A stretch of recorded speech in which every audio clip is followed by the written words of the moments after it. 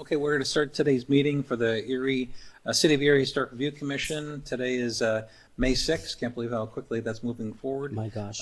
We'll start with a roll call. Craig Peppers absent currently. She might be here still.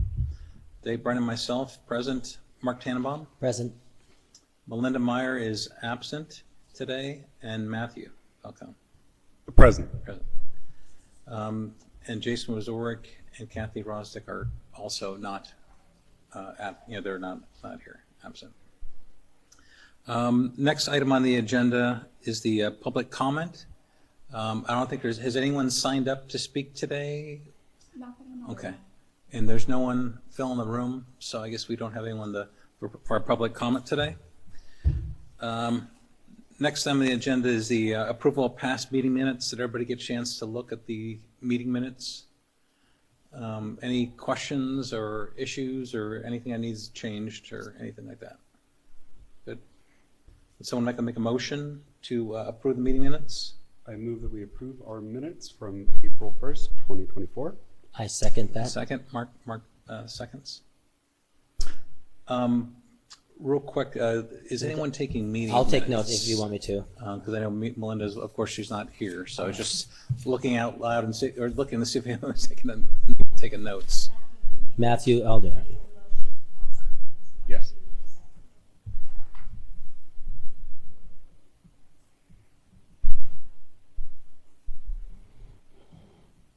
Okay, so the meeting minutes are passed. So our next item on the agenda is we have old business, and the first item is the update to the citywide historic resources survey, the RFP and project timeline. Heather, you're going to discuss that? Yep. If I may, we should still do a roll call vote. I know there's only the three of us, but on the meeting minutes motion. Yeah, I'm sorry. A roll call, a vote for the meeting minutes. Those in favor of approval? Aye. Aye. Aye. Those opposed? Hearing none, the ayes have it, and it passes.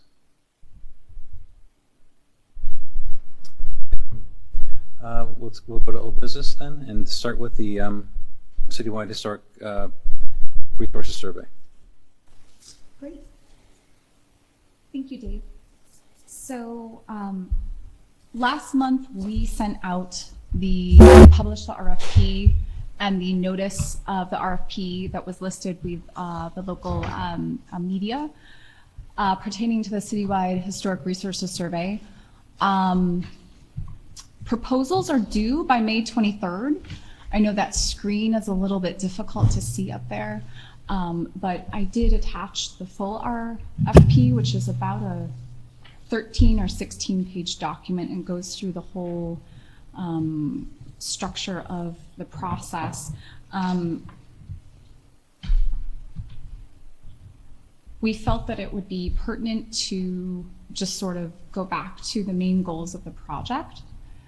And if the Zoom wants to cooperate, the four main goals of this project are to identify important historic and cultural resources in the city, to identify historic resources and structures missing from the existing inventories, inventory significant cultural resources related to Erie's diverse heritage, and also to use community outreach as a way to uncover cultural, heritage, and history of the city's neighborhood, and to promote and educate the public on the importance of historic preservation. So, in line with the recently published historic preservation plan, the citywide historic resources survey, we anticipate will begin at some point this spring or summer. It's divided into phases.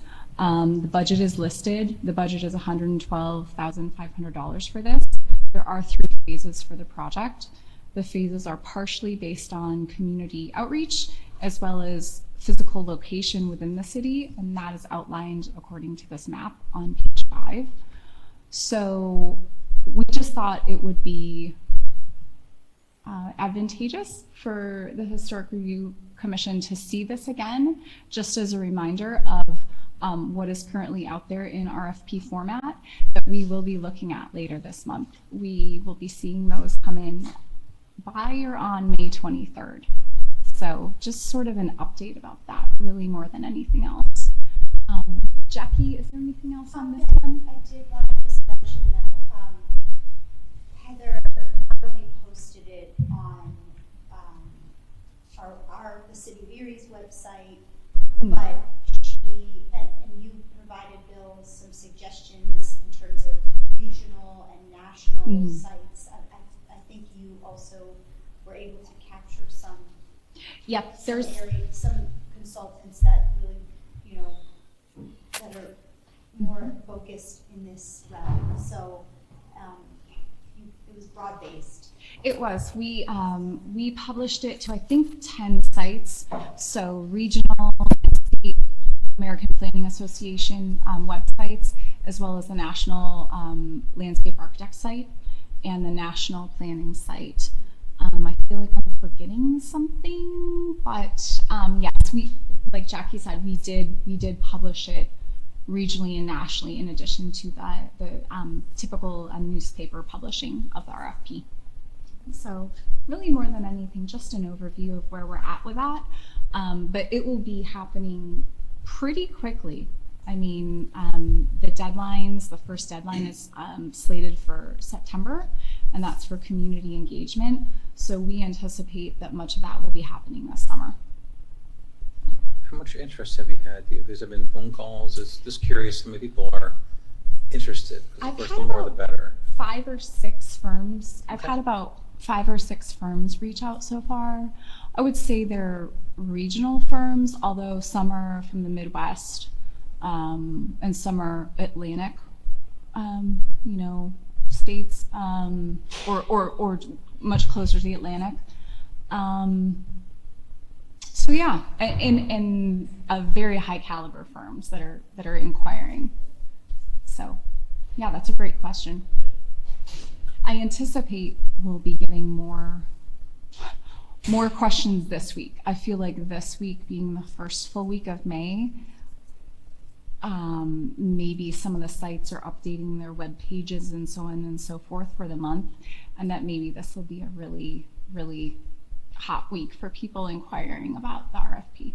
So. Is there an anticipated addendum or anything with any questions, or I'm just curious because you know to look in if they ask you a lot of questions. I guess we attached at the end of this. I guess at this point we did not publish an addendum. I've been answering any questions in a general format, nothing specific, and referring them back to sections within the RFP. It is a very large document. It is 14 pages. At the end of it here, we attached an appendix that lists out 5 or 6 resources. So it is a lot for the firms to be going through in understanding what we're asking. So I might think about that and put together some anticipated. Yeah, just so everyone's hearing the same. And again, I respond to a lot of RFPs, so typically if it's apples to apples, you're hearing the same information someone else's. It's a good thing. That's great. Dave, do you mean like an FAQ kind of sheet? It would if there's a certain amount of question keeps coming up again, typically you put on an addendum that just says this question, this question has been asked, and so here's the answer, so everyone sees it. Okay. Otherwise, you have to call to ask, and you don't know the same information that another bidder is. It just Right. takes your time. Right. Correct. And I have been selective in referring them back to the RFP and then just answering general questions. The questions have been different so far. Whatever. Okay. Yes, and there's a selection criteria on this page, if I can zoom in. So we will be narrowing it down. And I think this section right here changes to the request for proposals. I think that covers what you were discussing a minute ago. Yeah. So if we do add kind of like an FAQ or just an addendum, that would fall within this section. But this goes through the criteria for selection in terms of going through the results Great. and their responses. Okay, any other items, Heather, you want to point out regarding this item? RFP? I don't think so.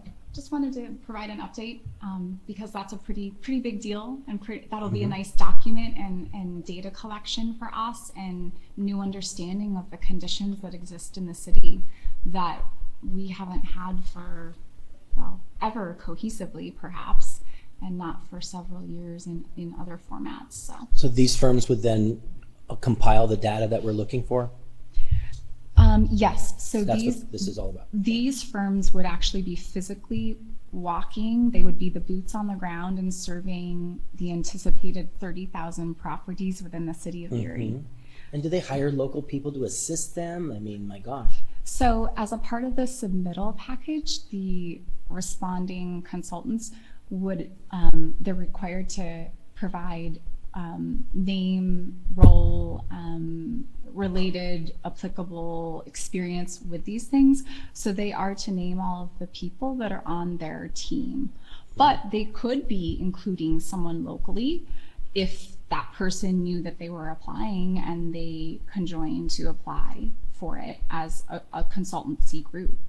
But going back to your original question, Right. they are the boots on the ground. They are physically surveying the entire city of Erie within those map guidelines I saw on that. page 5 right there. This is what you sent us, right? Right. Yep. And then we are working with the state Historic Preservation Office to meet their criteria in how that data needs to be collected, how it needs to be inputted into the state site, because roughly half of this survey is state funded. So we're not paying for this survey in a holistic way.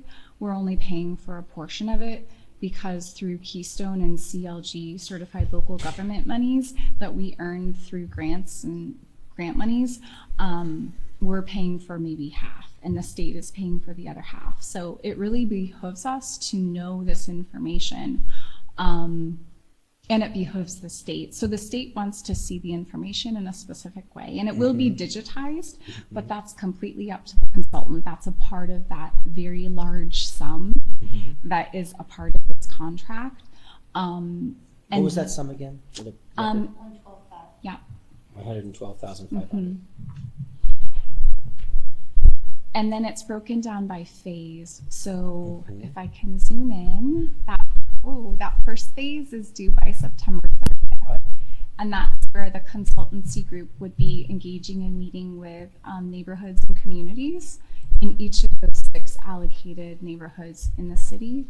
And we anticipate a crowdsourcing effort for that, so that we can have information collected in a broad way. In case someone can't attend the meeting, there might be an online component such that this neighborhood or this neighbor could give their input. And we anticipate that there's information, that there are places, sites, objects, buildings, structures, landmarks, landscapes that we're maybe not even aware of. And those will be discussed at those points. As it stands, the survey is from the ground up. So it's what's existing. So if there's something somewhere that is not visible from the ground up, it is not as much a consideration or the central focus of this project or initiative, but might be a subsequent project or study for the city that we could delve into with funding for those types of things. And just thinking, it just seems so locally intensive. Yes. That to have somebody come in from someplace else to do it here, the expense of just them staying here would eat up, to me, a big chunk of the budget, as opposed to gathering the data if it was some organization that was here. But but remember we tried before, and there wasn't the skill set here. And I think there's the rub, right? It's a balance, and we might get a consulting firm that is teaming up with a local architecture firm or a local planner or local people, right? Yes. Because they could certainly be a part of that consultancy team. So, Mark, you're Those boots absolutely on the right on ground that. is- Right. I would anticipate that it probably will be firms within a 4 or 5 hours drive that maybe can come for weeks at a time, but I could be surprised on that. So, but it is a large chunk of money. It's a lot of work in the field.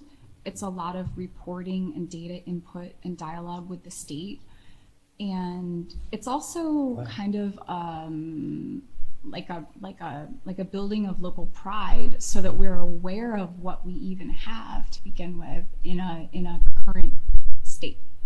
It's sort of a building of local trust, you know, remember when we tried to do some of the other things and it was really kind of prickly, the experience was prickly?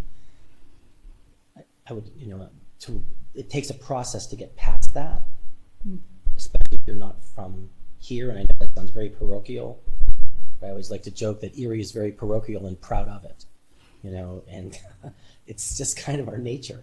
And I would hate to see a standoffish situation where we then couldn't gather the data that we wanted, and therefore, or it would take so much more time to acquire that person-to-person relationship that I think Erie thrives on.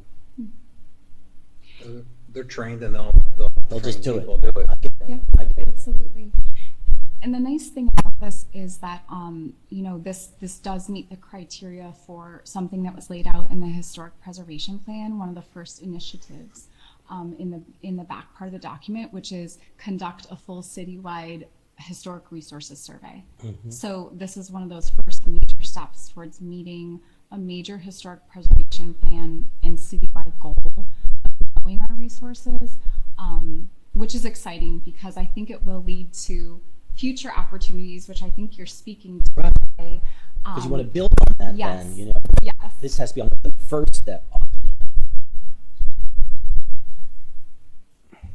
So just kind of a status update on that. That is one of the documents within that enormous packet that was sent last week out. So all of the details are in that, but it is thick reading. It's a big document. So if you have any questions or ideas for when we get to the point of consideration with the firms, or when we get into the process itself, you know, these meetings would be a great time for that. One component of the process is that Jackie, well, I think I enlisted me, but Jackie and I, our planning department, will be a big part of this. So I will be in the sessions and in the meetings so that I'm fully aware of what's going on, and I'll be able to give updates as to where the process stands for the HRC. So. Great. Any other questions? Good. Okay, keep moving forward. You want to talk about the CLG mini grant, Heather? Or is that something you want to do? Just update? Yes, that would be great. So I might pass this to, well, first of all, maybe introduce Bill Callahan. If for those of you that don't know him, he's visiting from the state and he's a Western coordinator. I'm totally messing up your title, Bill, sorry. We all know I the names. rarely remember my entire title. Either. It's way too long and complicated. I'm thinking that maybe Bill is the best person to give us sort of an overview of just an update on the design guidelines, which are the mini grant, and then the HRC specific group training, and that was through a scholarship. So Bill, would you be comfortable with that? Yeah, sure. Okay, great, Yeah, great. Thanks, Heather. And feel free to move the mic. Oh, okay, sorry. Yeah, I should probably do that. Just a brief comments on the discussion about the survey project. Mark, your point about firms coming from out of town is very well taken. Most of these firms, this is what they do. So they're accustomed to coming from communities where they're not from and engaging public a lot. They are often teams of consultants, and many of them will actually engage local folks to help with the public engagement part, especially. But it'll also be up to you, the HRC, To bring the right help them with people, that. yeah. Right. The HRC the expectation would be the HRC helps the consultant get out into the community as appropriately as possible. So that's and in terms of cost, they'll send in a budget, and part of the review process is if they're spending 3/4 of their budget on travel, that's probably not the firm you want to hire. So there's ways to you make a really good point, but there are ways to kind of work through all that. Heather, I'm sorry, the RFP is due, Results are due 3:00 May 23rd. and then so your anticipated contract date is, Jackie, do you remember what we said for? I don't have that off the top of my head without looking at the Okay. file. I was just trying to get in my, because I can help with this in any way you see fit in terms of anything that you're doing. So I'm just trying to get in my head what you're. It's okay. I'll Don't pull worry up a about that. calendar. If that, a small calendar? Never mind. I was going to try to pull up a calendar, but it's not a big calendar. So probably no less than 30 days from the, I would guess, from when it's due. So. That's typically what we've done. So they give you 4 months to, okay, so that's, okay, good. And the first phase isn't due until the end of September. Right, so, so that's, Yeah. okay, good. So sure, so, okay, I'll just, forgive me, the risk of sounding pedantic, let me just real quick, so I'm Bill, I'm with the State Historic Preservation Office, I'm based in Pittsburgh, I'm not out of Harrisburg. I know all you, so I know you know all this, but I do want to real quickly, Erie is served by local government, which is a National Park Service program where we have an intergovernmental agreement between the Park Service, my office, and the City of Erie to help to assist in the management of Erie's historic preservation program, and that comes in the way of both technical assistance and guidance, and also funding. And I can never remember, Heather, you might have to help me with here. We actually have 3 of our grants in the survey project. Yes. I think one is CLG, One and 2 are CLG, 2 are Keystone. Keystone. Okay, Yeah. so we do have CLG money in the survey project, and we have Erie now has had two other successful CLG grant projects that have been funded. There are 2, soon to be only 1, because we realized we haven't split up too much. But right now we have 2. So those are CLG project grants that are awarded on an annual basis. The next one will come around probably in October. The applications will be due sometime in January. So those are the grants that are up to $25,000 with only a 10% match on the city's part required. But we also administer a training grant and a mini grant program. The mini grants for smaller scale projects that might need immediate assistance. Training, same thing, kind of obvious definition of that. And they're awarded on a rolling basis. And Heather applied for both a training grant and a mini grant in March, I Yes. think. Yep. We usually try to turn these around much more quickly, but we have awarded City of Erie, I think it's a $5,000 training grant and is it a $10,000 mini grant? I think so. Okay, so those have both been awarded. You should be getting very shortly the Great. paperwork on this. Great. I'll start with the mini grant first. The application was first set because I know the HRC has asked on several occasions to develop Erie specific design guidelines. And that's what the application was for. $10,000 will cover it. It's at best a third, probably a quarter, not enough. But what it can do, and we've talked about this, and we'll have to massage how we do this, is design guidelines will require a significant amount of public engagement, public education, public input. For $10,000, we could put together a pretty robust public engagement program leading into a design guideline. The question is, though, the city's doing a lot of public engagement stuff these days, and what's the most appropriate way to go about this? We can figure all that out. Whatever works for the city is what we'll do. But we're going to have that $10,000 to play around with for the next 3 years. So it doesn't, I mean, it's something that we can do over time. So that we'll figure that out. The other opportunity is something, again, the HRC has made it clear. I think you've already been provided training by the National Association of Preservation Commissions previously, a couple of years ago, maybe. The second is we'll do NAPC training here again. We'll bring them in again to work on, and we'll work on what specific. NAPC is really, really good at tailoring their trainings for whatever the HRC wants or needs. So they have very specific kind of training modules, but they're very good at, if we see a couple of things, 2 things in one module and 2 things in another module, we can blend those together. And they can bring people in, and they come from all over the country to come in and do training.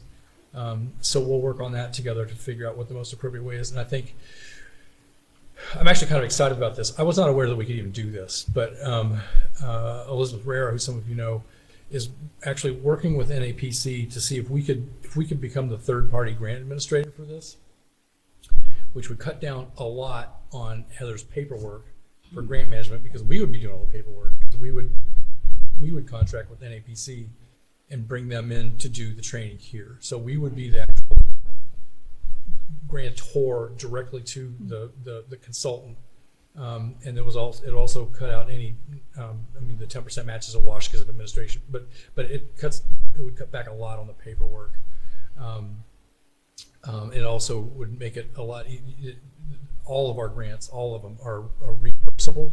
So the city wouldn't have to actually pay NAPC and then wait for us, the Commonwealth, to pay you back, because we would be writing the check to NAPC.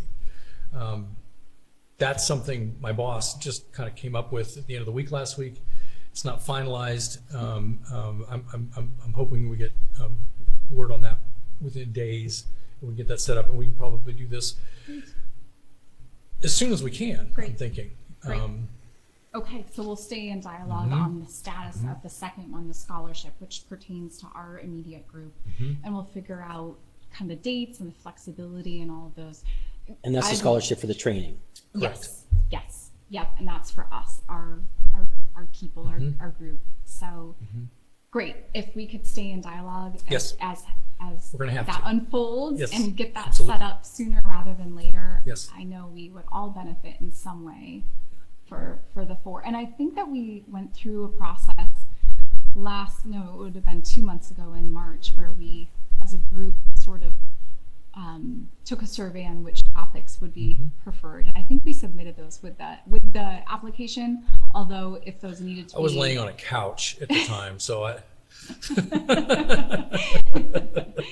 didn't actually see the application. So I'll be sure to revisit those and check and make sure that we get the right broke my trainings. So I was hoping that it wasn't a knee replacement.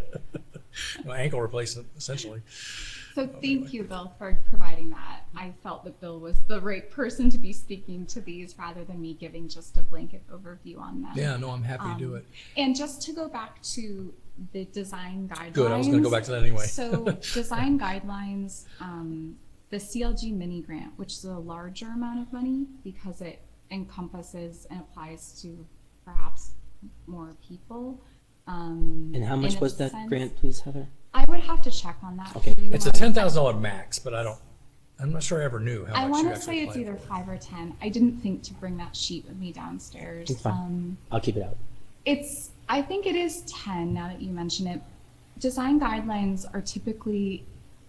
are used in cities and usually specific to certain districts, and those work in conjunction with things like zoning ordinance, code, such that there's a visual and there is a descriptive and technical and supplemental, packet of things that kind of stand as a supportive to all of the code and the ordinances.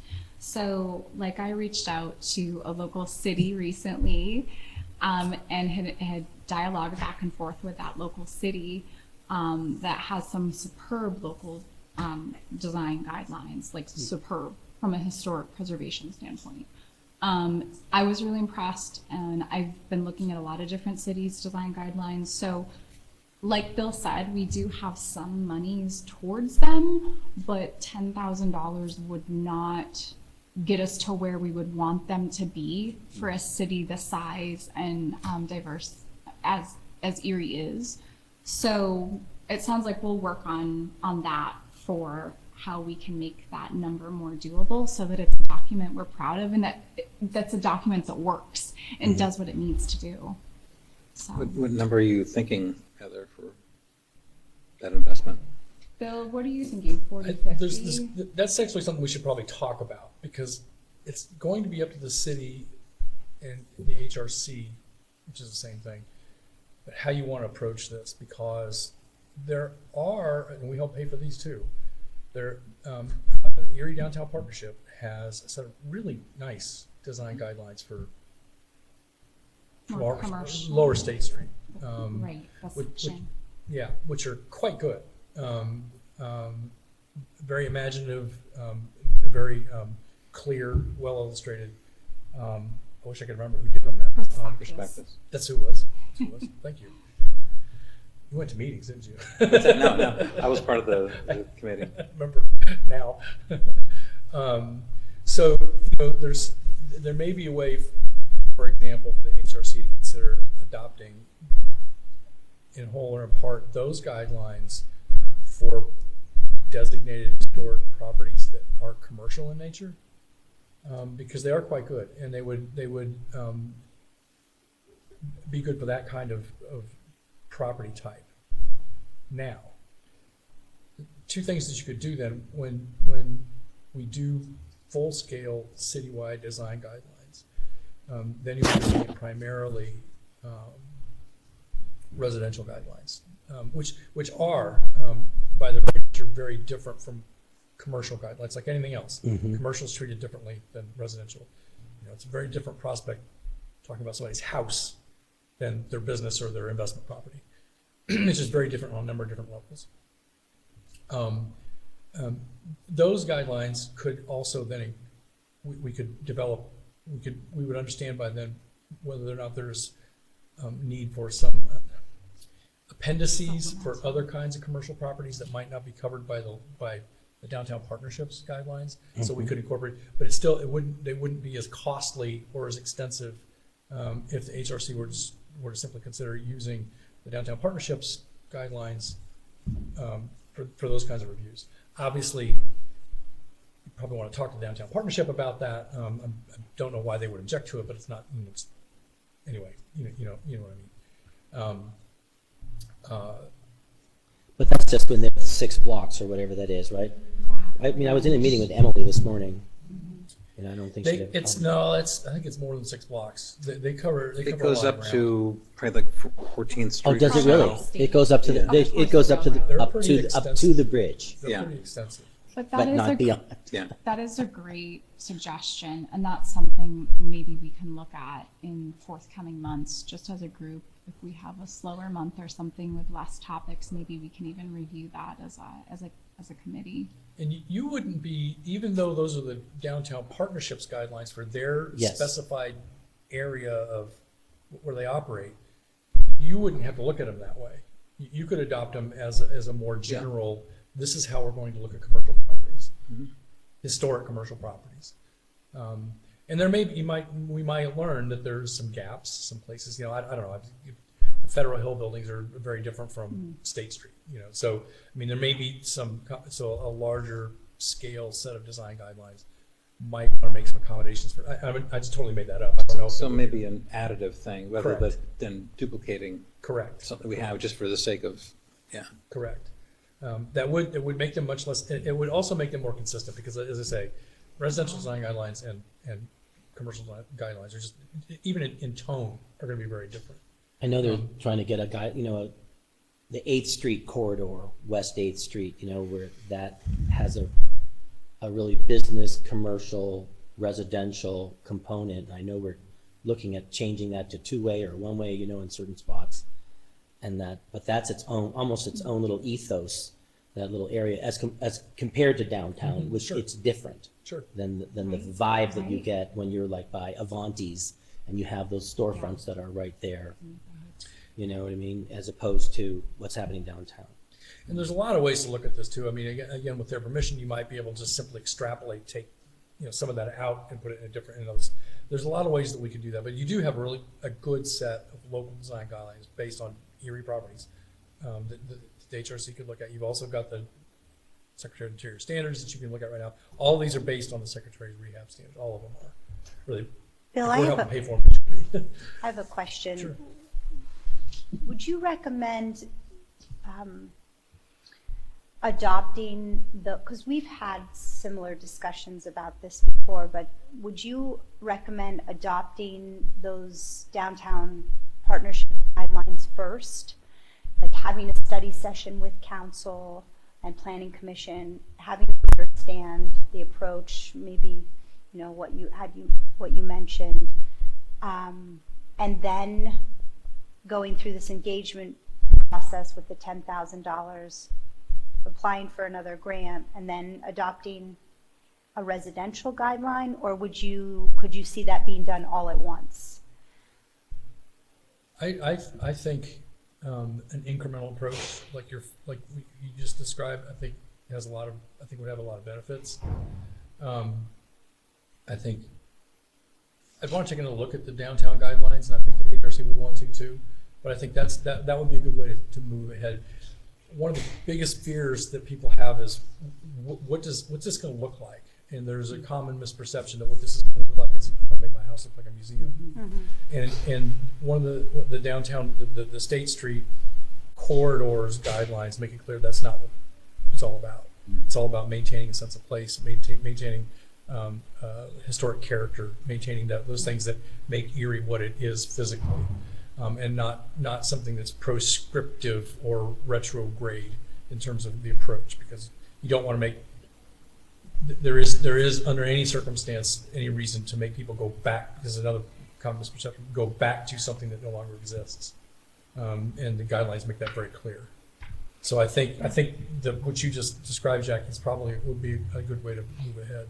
Yeah, and I'd also recommend with the HRC to have either a working session or even during the meeting to have maybe Erie, Emily Fedko come, or even a representative from Prospectus come and talk to those guidelines so that, you can read them, but sometimes talking through them and understanding them, having somebody who was on, conducting the plan might help a little bit, or managing the plan. That's a great idea. Yeah, that would help me, I know, because it is a very nice document, but applying it is a different Yes, story. very much so. Very much so. So once I hear more from the state, once I hear back from the state, we can put it in a bit more of a formal concept for how we're going to move forward with it. Sure. And I like the sound of all this. The citywide historic resources survey is definitely a major priority this month for our department and for my role. But the design guidelines are certainly something that we want to pick up with, and soon, I would think within the next couple of months, pick up on the conversation. And I'll look at what Emily sends or has sent, if maybe she sent that today even or something. So sounds like I'll be in touch with you on how we move forward with that, and then I'll pass that information along to the HRC, and we can maybe then talk about how we're going to move forward with it. And I think you said you're going to talk to Emily also and just kind of present that concept to her. Yes, we can. We certainly can. So I Once definitely want to talk to her before I talk to the consultant. Absolutely. Oh, yeah. And first I'll look at the paperwork back from the state. We still haven't formally heard back on it yet. So once I get a chance to look at that, yes, meet with Emily first and see what her thoughts might be on that. Yep. So that's great. Sounds Two real good. quick things to consider, and I'll be quiet. Was interpreting design guidelines one of the HRC's desires in terms of training? Was that one of the training? I remember on the list. I'm not sure if we chose it as our top 3 or Okay. not. Bring that. Okay. Doesn't matter. The Excuse me. process that Jackie just, I mean, having NAPC come in here and using those design guidelines Okay. as the training tool for the HRC is something that could, That's a good idea. that would give them something besides the much broader Secretary of the Interior standards to focus on and help the HRC through how to interpret design guidelines and implement them Okay. with using a real example. Something that's really is here. I think that might have been one of the ones that was chosen. I feel like maybe Matthew even had provided input on that one. So I feel like that one, or else it was the process one that you'd submitted. But that sounds like a great idea, Bill. So I wrote that down. And you can, I mean, a process training is essential. That's probably something every HRC should do like every couple of years, no matter what.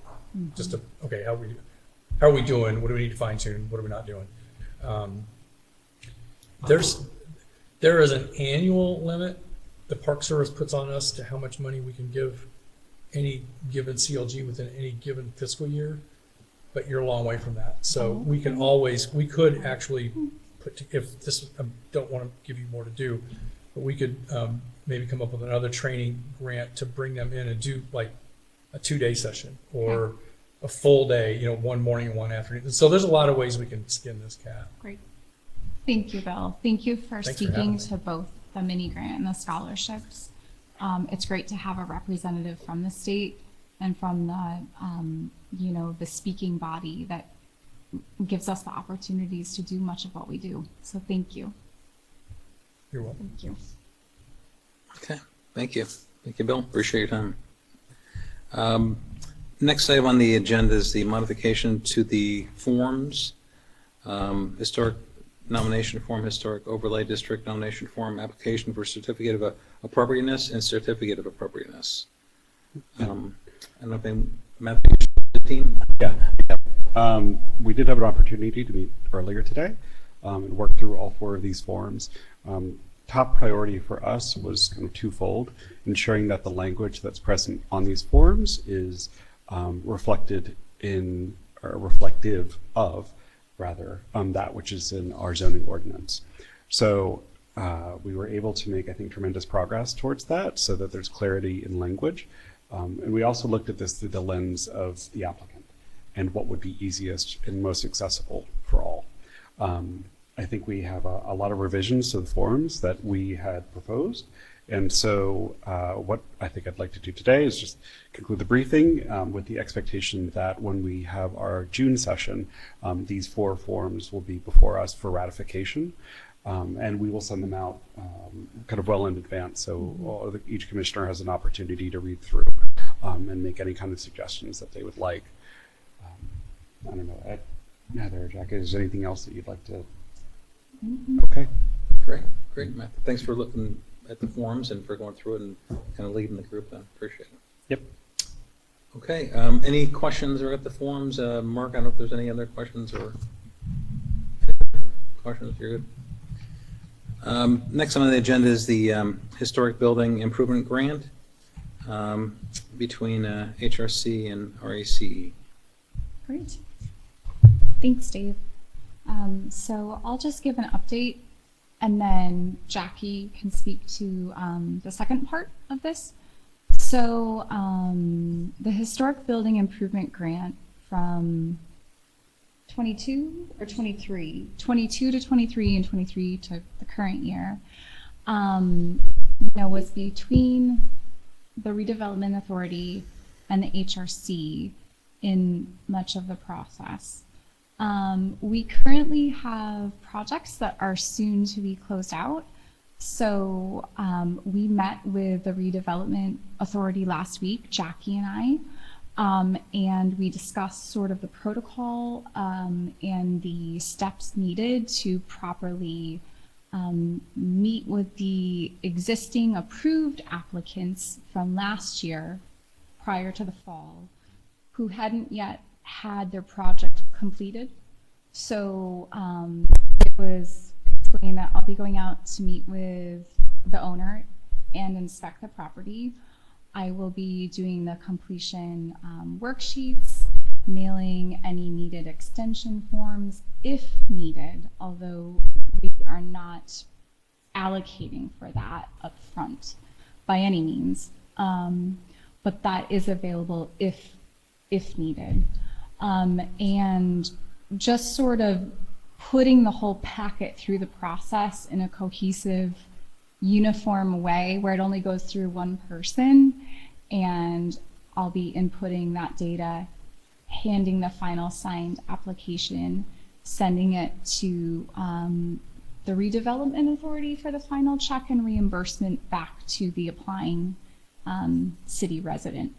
So as it stands, I think there's maybe 20 or 25 that still need to be inspected, maybe if that. Originally, I believe there were about 45 applicants originally. I handed Jackie the spreadsheet.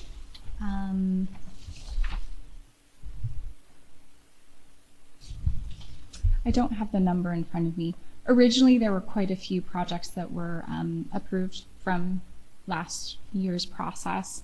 And I went through all of the approved applications. I went through all of the applications on hold, every single paper folder I went through over the past couple of weeks to understand the status of them, type of project, what part of the process they're in. So we're caught up on that information, and we're now making the transition where Race had previously been doing the inspections. It's going to come back to the historic preservation plan role to do the inspections. Are there about 24 still pending, you said, out of 45 approved? Not pending inspection and closeout. Yes, not application. Right, yes. Yes. But I would have to double check that number. I didn't bring that sheet down with me. Okay. 1, 2, 3, 4, 5, 6, 7, 8, 9, 10, 11, 12, 13, 14, 15, 16. Maybe there's not that many.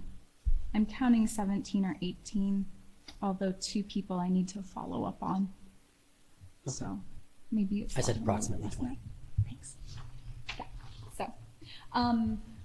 So with that said, it's going to be a busy month, but the good news is that a lot of these projects that had not been able to be completed due to winter weather and so on and so forth are probably in full swing right now with their associated contractors and work team, or soon will be, and we'll have some nice projects throughout the city that hopefully are in line with the originating goal of the monies. So I just wanted to provide a status update on that part of the project. I also should say that roughly half of the projects have inspections due before August, and the other half have inspections due August to the end of November. So work really needs to be done by the end of November. Otherwise, they're going to have a pretty important conversation with me about what we're going to do. So that's kind of the short and long of it.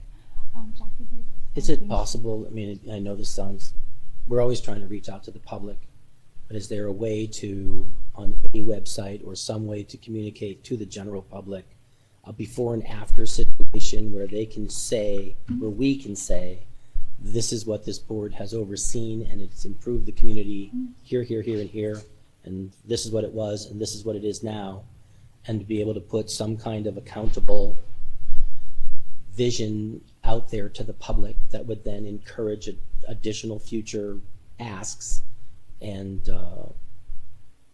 support for all this other stuff that we're doing. I think if you're constantly reaching out and showing how things worked out, although that's a lot of work, to take the photographs and design, write all that up, put it out there someplace, that's someone getting paid to do a fair amount of work. But I think it would benefit us in the long run to do that, particularly when we're going to send people out in the community, into these neighborhoods and try to have these interviews. We should at least have some in your neighborhood, this already worked, and this is what we're talking about, not this, but this. And I think fear is out there of like what, we came across that people were afraid of what this might mean to them. We're saying, no, this is what it means. And I think that might be a really good PR. There is an article actually coming out. There you go. Um, But that would maybe the Erie Reader would, this might be a really good Erie Reader article, or yeah. Erie Times News article. Yeah, Kevin Flowers reached out to the department and He's great. Heather provided him with a lot of information in regards primarily to the RFP.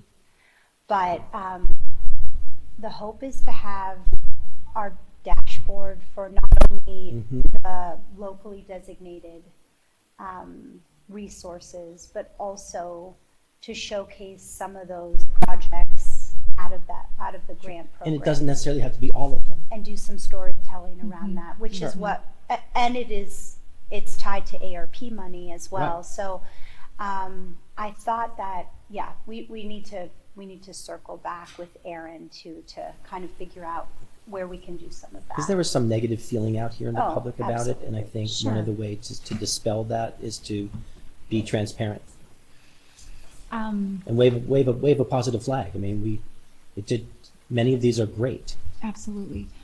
I should add too that I did have a couple of meetings face to face as well as on the phone with applicants that were on hold and weren't approved originally for a project, or for whatever reason did not have a forwarding address at the property and did not receive the letter mailed in January that the project had closed. I made those very difficult phone calls and had those face-to-face conversations with those residents in Erie. So I'm happy to have conversations with the public. I'm happy to sort of like take that burden forward and to kind of flip that coin, because flipping the page Right. is the only way that we can make progress, and examining what occurred in the past, but not seeing that as a burden in itself and keeping it that way, but using it as a motivation for a better usage of process and time.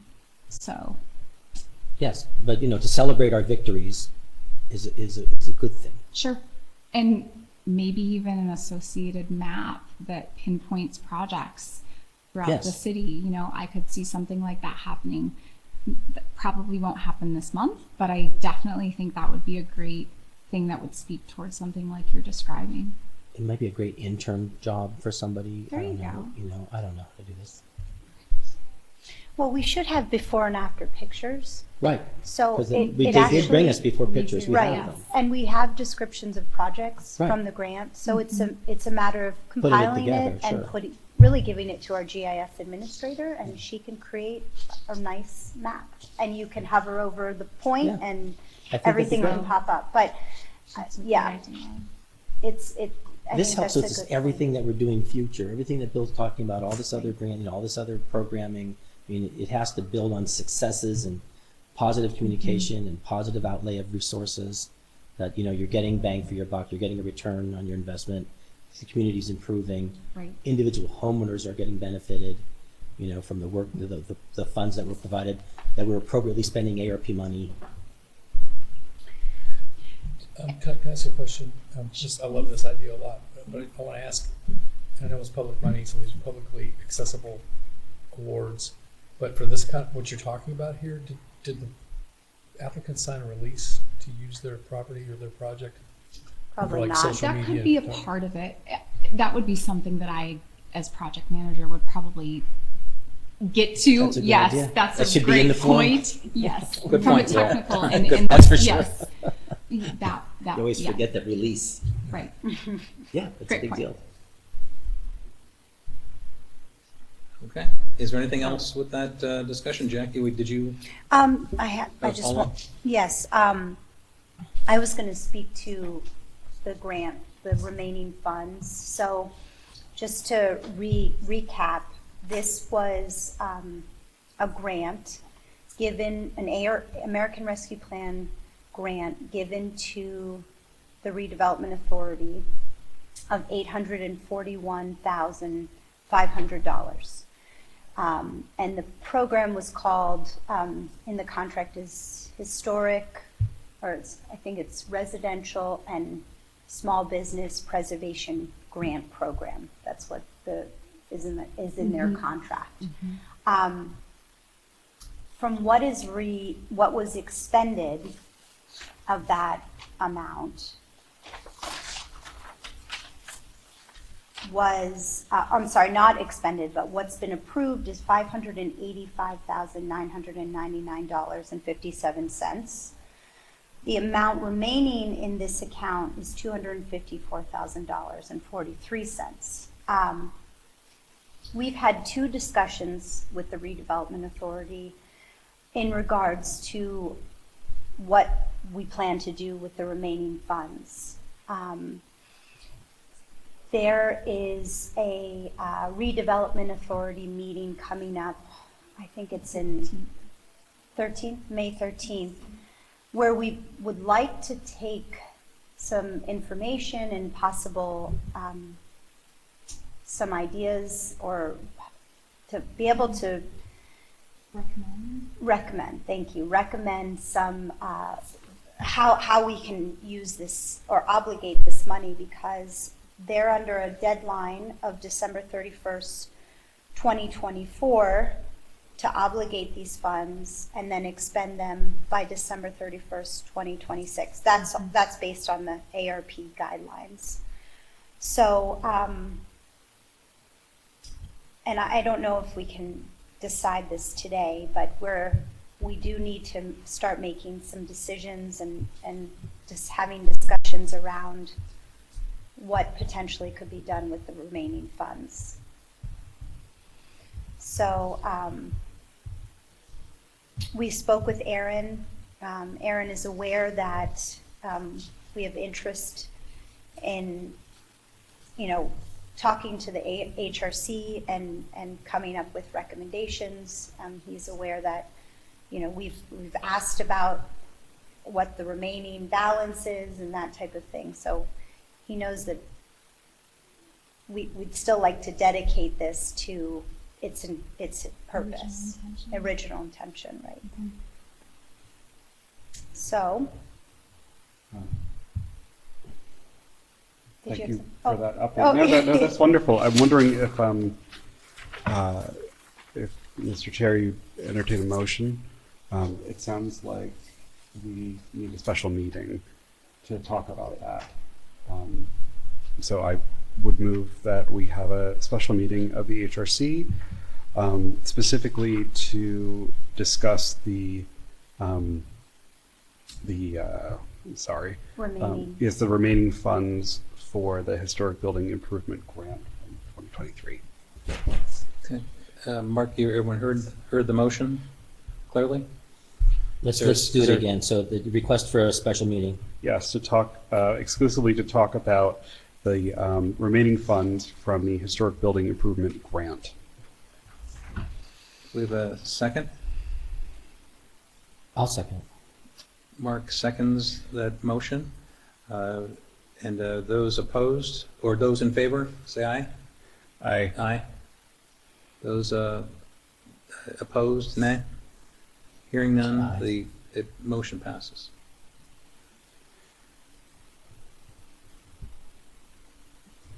And we're going to just set a date on that in the future?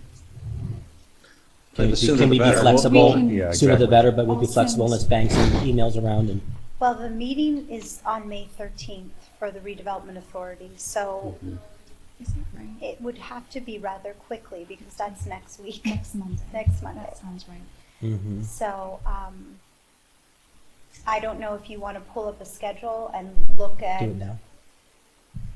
I don't know if, possibly this Friday might work, or Thursday or Friday. I know we're cutting it a little short. May I suggest that we send a poll out to the commissioners with a few dates? I would say and Friday times? morning is good for me. Yeah. Okay. And Would you make like sure me to that we. coordinate that?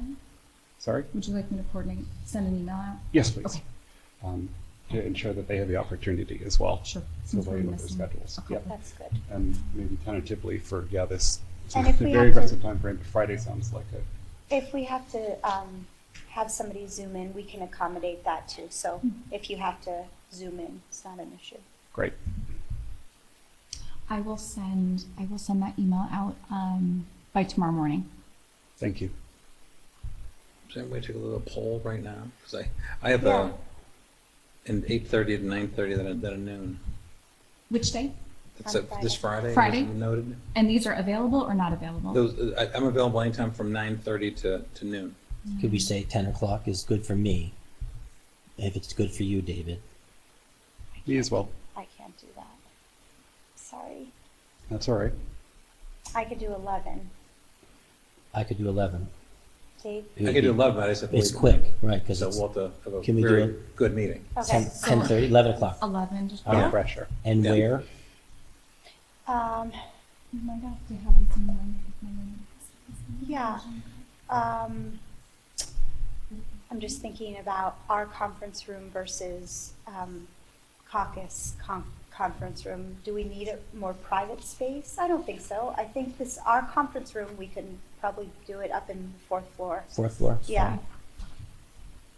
So No. an email, we'll send that. We'll send that after the meeting today. Heather, you'll send that out? Friday at 11. Yep. Okay.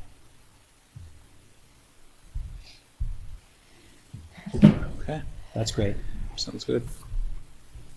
PACA did apply for some funds for windows on our 5th floor. I'm just full disclosure, which they're discussing at this upcoming redevelopment meeting. We already did this. 5 years ago, we got some funding for the facade of our building. As you know, it's a 5-year contract agreement that should you sell the building within that 5-year period of time, you owe a certain percentage of that money, 20%. You earn 20% every year for 5 years. Last month, we passed our 5th year, so we are 100% in possession of that. We have no intention of selling the building. The rules are that our 5th floor and 4th floor is visible from the main street, completely visible on all sides, that we are applying for the remaining east, west, and one in the south windows to match the existing windows that we already have put in the front of the building. And they would be the bronze 1/1 windows that we have. But there are 40 of them, and they're expensive. They're made locally and they're installed locally. But I did want to be honest about the fact that we have applied for that grant already. Your window sashes are bronze? I'm sorry? Did your window sashes are bronze? Well, the outside edging, it's not like a white vinyl window, but they're bronze Yeah. colored. Color. They're not made out of bronze. That'd be nice. But That'd be they- really I was gonna expensive. say Yeah. that would be something No, I haven't seen and before. they but- match our copper downspouts. No, they're bronze in color. They have argon glass. It has to do with heat retention and the cost of our building heating and cooling is crazy, and we're trying to get a grip on that. These windows are currently just half of them are made out of wood with holes in them. Other half are broken, shattered windows. We're doing our best, and the fact that up until this point we have improved every single floor from the ground up, and the 5th floor is our next phase. Without the windows, which is the middle, the first thing to do, we can't build out and then make that space more available to more artists and entrepreneurs and more useful to the community without windows. And Mark, if you don't mind me asking, Sure. when you say applied, did Yes. you apply as if under this grant program? I don't know where the money was coming from, but I did meet with Aaron on a couple of occasions, and I did give him a lengthy, not lengthy, 3-page. He asked for a 3-page request of to lay it all out, and the paperwork from the contractors and the agreement to be prevailing wage. Okay. So all of that, Constantine Vital has installed all of those windows for us. They are union shop, I think. So they pay prevailing wage. That's why it's so expensive. Check, any other comments, or you're good then? But I didn't want to blindside anybody that we're an agenda item on that meeting, and here we are. Okay. So where this money is coming from, I don't know, Jackie. Yeah, and I would not want to, after knowing that, Correct. I don't want to go in front of the redevelopment authority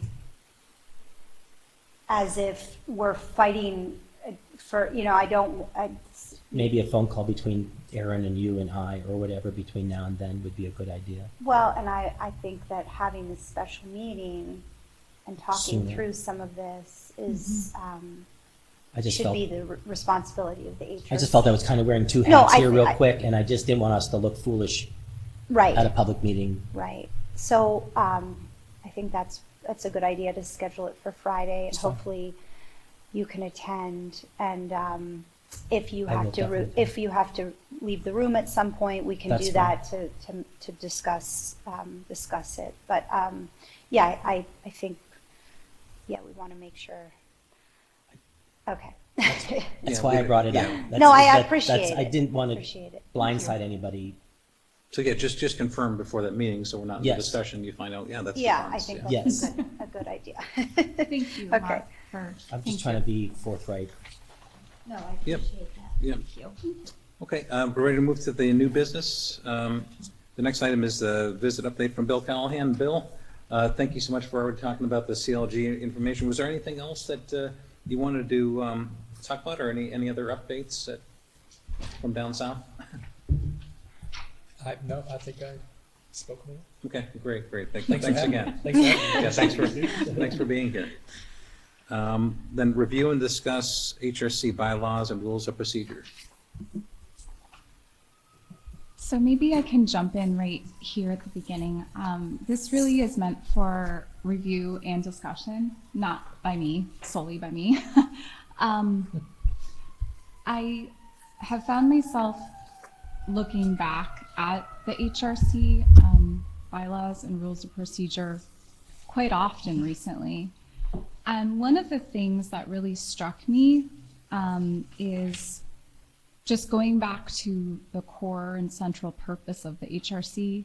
So on page 1 of Article 1, Section B, going through those A through F components, things like promoting the retention of community character, providing for the designation, protection, preservation, and rehabilitation of historic resources and districts.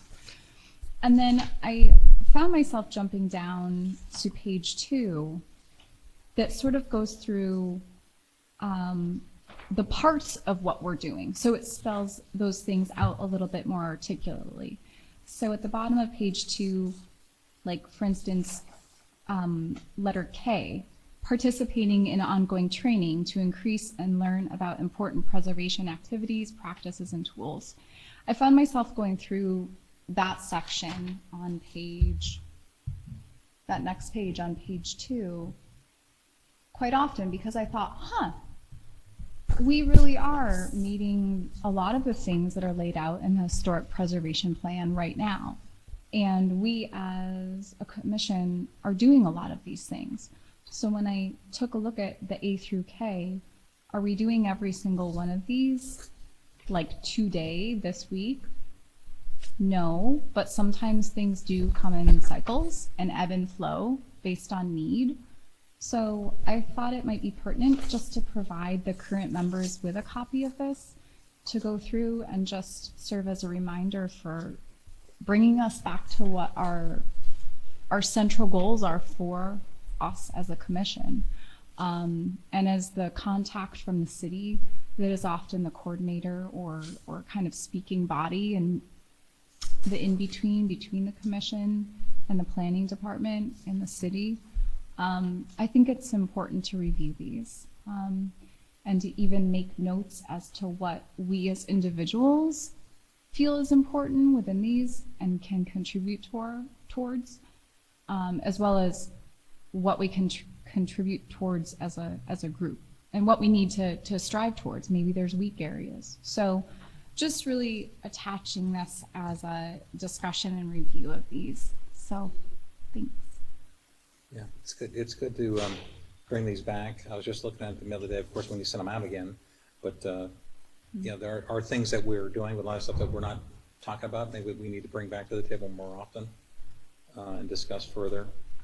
So, yeah, definitely a great thing to keep it looking at all the time to make sure that we're meeting those expectations minimally. So. And some of that training, the scholarship trainings that will be soon happening for us, those tie into things like Article 3 meetings and the conduct of meetings and just, you know, some of those core pillars of the construction of the group.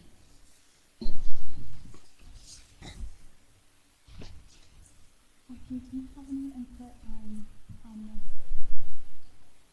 No, I mean, we talked a little bit about this. I mean, typically, the first of the year is when a board will revisit their bylaws. That's at least what I've been learning. And so it's always a good idea to look at this, you know, at the beginning of the new year.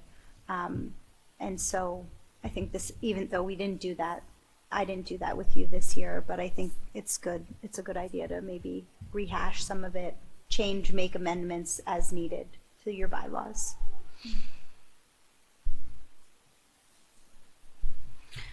So I don't know if, Heather, you wanted to make any recommendations or have the group look at these and review them and maybe set a bit of a deadline for, you know, making some comments, and then if there are any amendments or changes necessary, you can change those by the next meeting or have them approved or voted on. Exactly, Jackie. So I think once, and I know we're missing two or three members today, which, you know, they have a digital copy of these. The hope is if there are things that do need to change, that we could address these. There are many things that we are addressing and updating right now as a whole, as a commission. You know, Matthew spoke to the forms, and so on and so forth, but it's all doable and the bulk of it is here. So I would say, you know, this might even be an item that we could pick back up in the June meeting, for the June meeting. Matthew, do you have any comments on that? My first comment is, especially when the folks from NACP, did I invert letters there? NAPC? NAPC. Thank you. I think when they come, you'll probably hear that items A, B, and C take up 98% of like most historic review commission's time.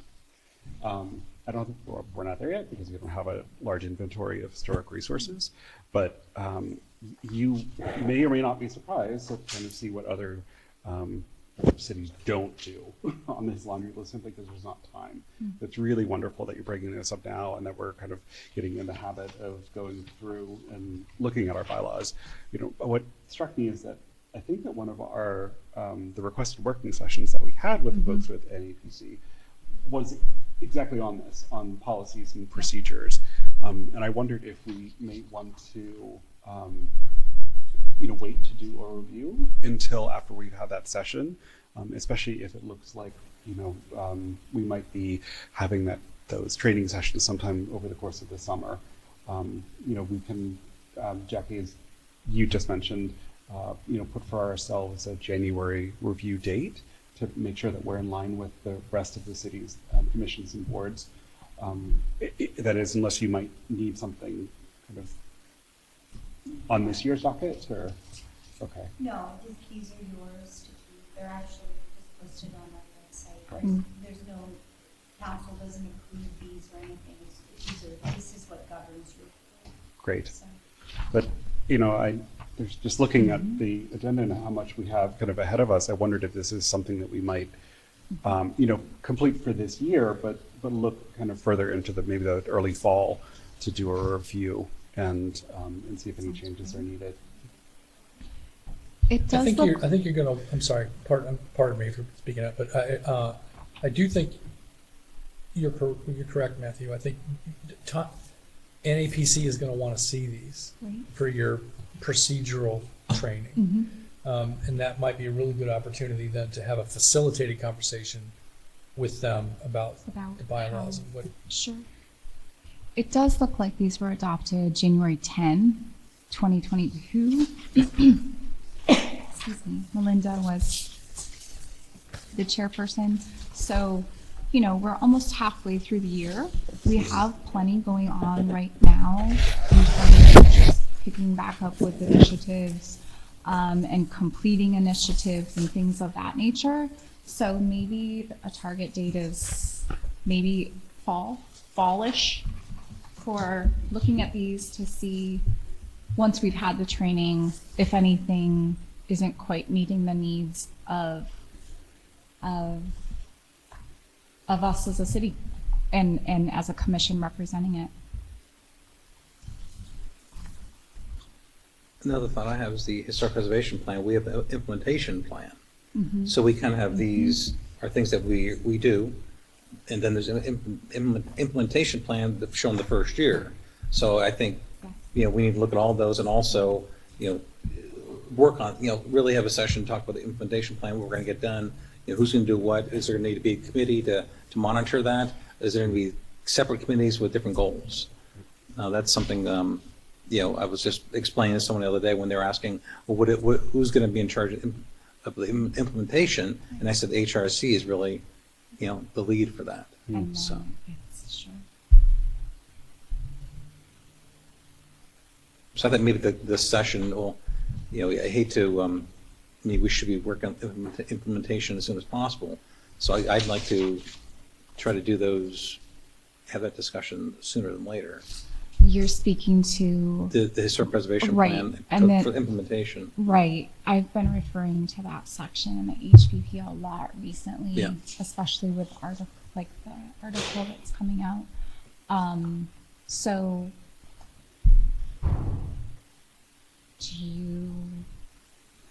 what's, I guess my What thought was is, the- we were talking about doing this, what was it just said, Matthew, you said towards July? Because we really need to kind of dig into it a little bit, but so maybe we also talk about the implementation plan also as another task. is there an anticipated meeting? Do you want to pick a month for, I can't make a motion as a, but do you want us maybe set, this is May, like July or August or September is maybe a meeting Yeah, where we yeah. could Any- have that as a topic? Mark, any thoughts, Matthew? I wonder if we might have that not as a special meeting, but just as part of our agenda, like a HRC. regular agenda. And, you know, I'm We could prepare for that.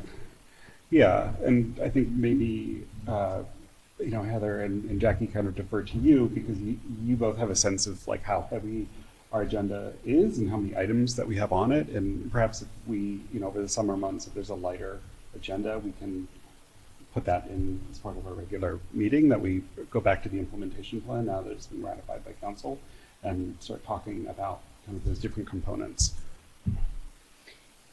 Yeah, I agree that looking at the implementation plan and the by year is spelled out in the HPP. So it'd be very easy to, during one of your regularly scheduled meetings, to come and look at those, you know, sections of the plan and start talking about which ones are attainable rather quickly.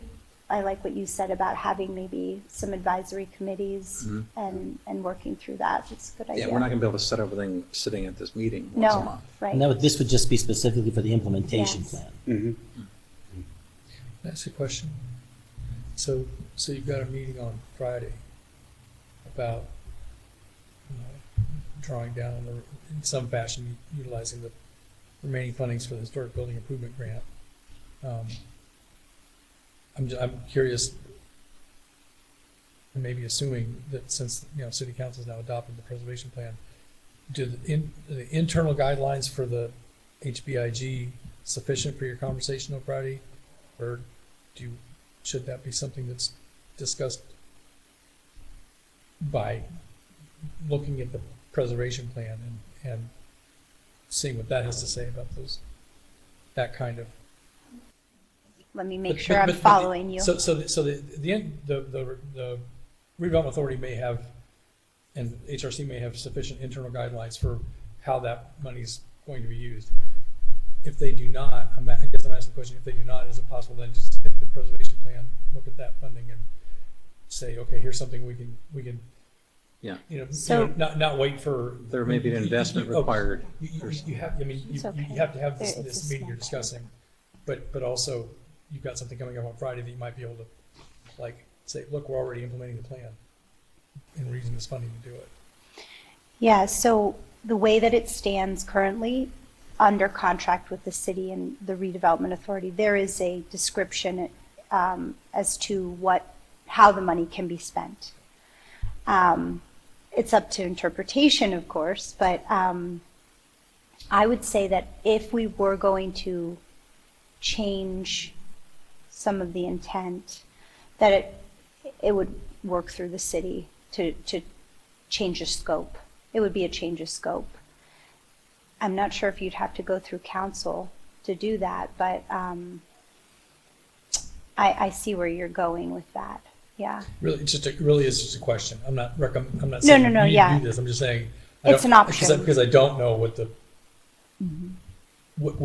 how that money is currently, yeah. what the legislation says you have to use the money for. It's a small paragraph in the agreement that states that it has to be used for, residential and small business grant funding, something to that order. I should have brought it with me, I'm sorry. But it's not a lot of heavy criteria. So, I guess my question is, since we all know about the grant program and why we're talking about it now, the plan gives you a highly defensible method to follow that up with the remaining funding.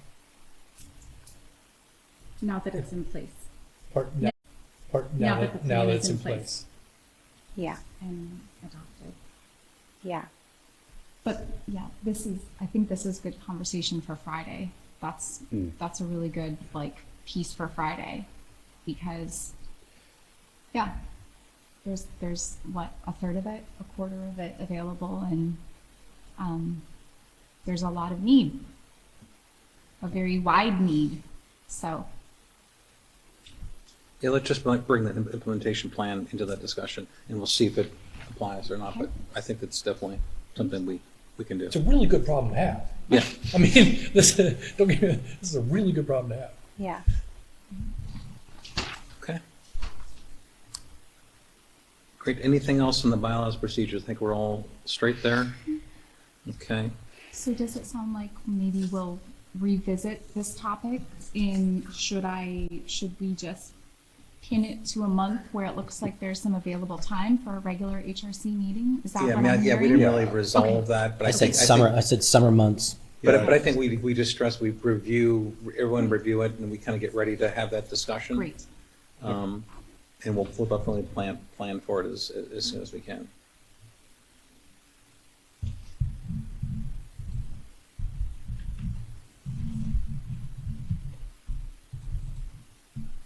Okay, then next item is work session for zoning ordinance Article 7. Yes. So recently, sorry, I'm just trying to scroll up to where that is in this very large document.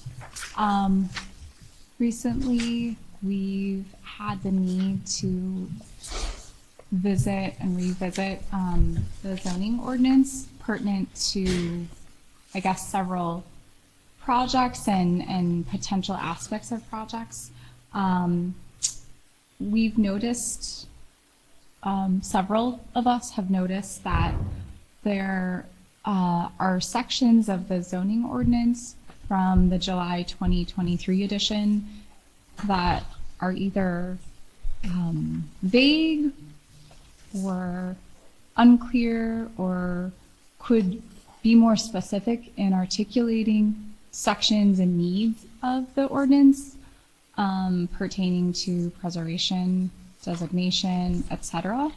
So you'll see, starting with page 137, Article 7, Section 701. I went through the other day. Feel free to mark this up as you wish or as applies and makes sense to you. Just things like how we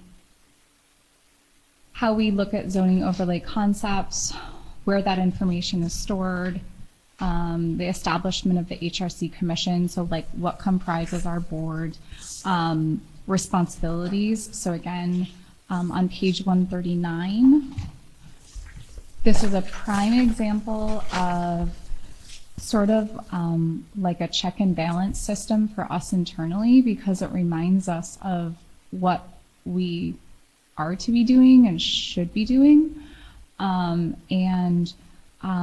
We're doing roughly half of these things in my quick calculation in reading these the other day, which is great because that's a lot for a small board.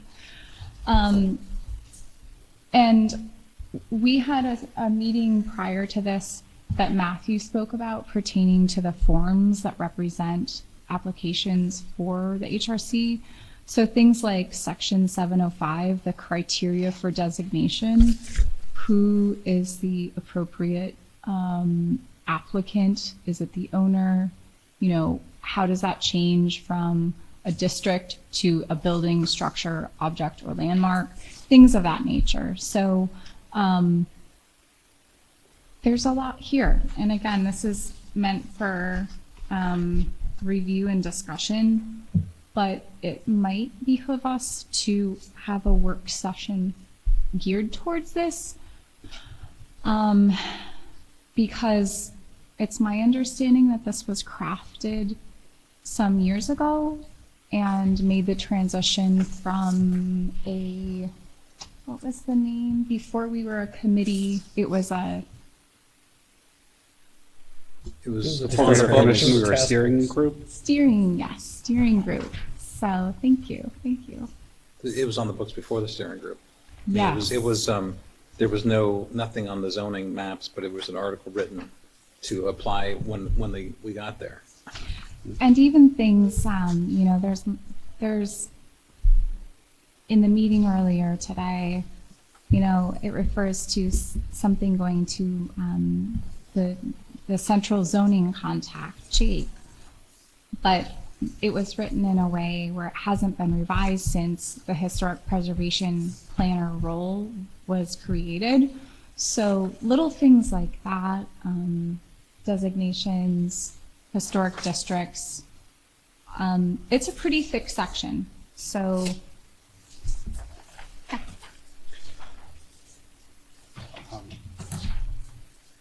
I love that you're holding our feet to the fire with all these documents. And it's like, yeah, okay.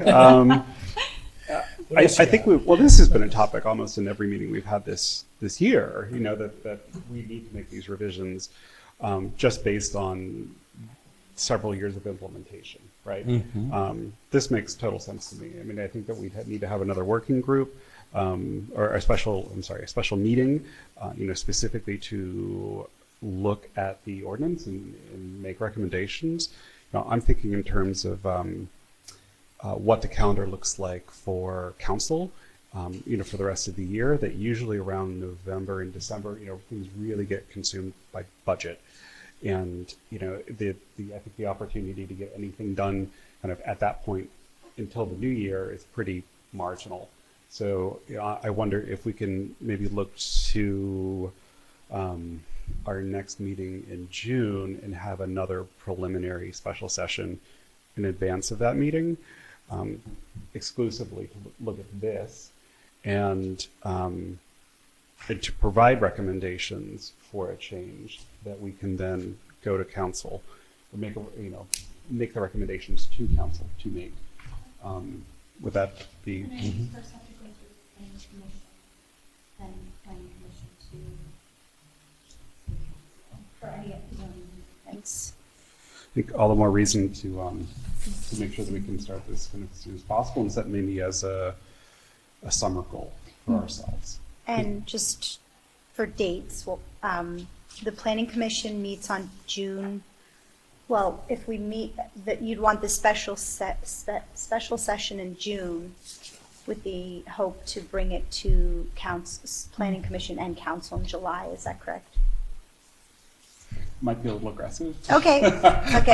I think that we'll probably have a preliminary conversation in June. It might, require another working Another session after session. that. Okay. I don't know, does council, are they in recess in August? Is that?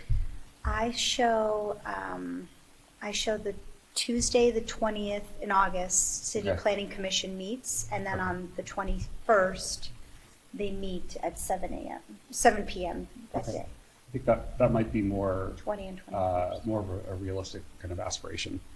And even then, if we miss those deadlines, or if we need to have more conversations, and Yeah. maybe gives us even, September kind of as a bit of a buffer zone. So, Mr. Chairperson, if you wouldn't mind, I'll make a motion that we have another special meeting of the HRC exclusively to talk about the zoning ordinance, Article 7, and revisions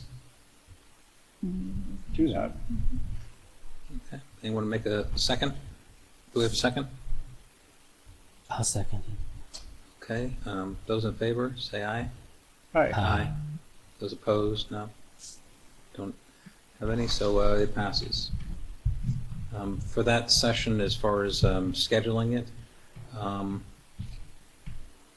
I guess the thought is that everyone should be reviewing, getting ready for that session, and then we could talk about it in June, or do we want to try to set a date right now? I think that it worked out really well to have the meeting come before this regular Yeah. standing commission meeting. So, That makes sense. why don't we shoot to say June the Next commission meeting is on June 3rd, okay, Monday, June 3rd. So- And just have it at noon. HRC. yeah, for HRC. So, to meet 10:30, 11 o'clock. 11? Okay. Sure. 11. So we'll send an email reminder about that for the June 3rd, 11 a.m. work session, or preliminary session Okay, about the zoning ordinance. sounds good. A lot of work to do. Yeah. Okay, any more discussion on Article 7? This does mention demolition, and we don't really talk about that much. We talk about it. So on page 143, it talks about, demolition in whole or in part of contributing resources within the district or historic resource. And, things are being, sometimes buildings are torn down in our city without even a side comment, Nope. Right. even very recently. Right. Right. That topic, that would be, yeah. I think that'll be a good session for us to meet about. But that would require some kind of process and procedure. First, you'd have a definition of what is historic, where is the historic district, what buildings would it apply to, and then what the process would be if somebody wanted to tear down a Tudor building on 10th Street. Yep. And enforcement. And then enforcement of that, and then they, people can, amend it. They can, what do you call it when you appeal it? Appeal it. Yeah, there's a whole, it's a never-ending. It's America. You can appeal everything. That's what we do. Okay, next on the agenda is the HRC local designation plaque. I think, Matthew, you just handed out some examples, or an example? Yeah, actually, just passing around what Heather provided, I think that you may have worked with Commissioner Meyer to put those together. Is that correct? No? The We were- examples, I thought that was working with Commissioner Meyer to put them together. We were in dialogue. Okay. Gotcha. Sit around. So, yes.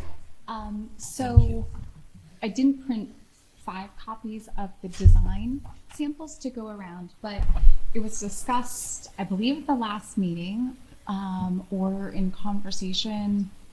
I can't recall what the format of that was. That the local designation plaque, the HRC local designation plaque, that's something that we could move ahead, right? Not a highly contentious topic, hopefully.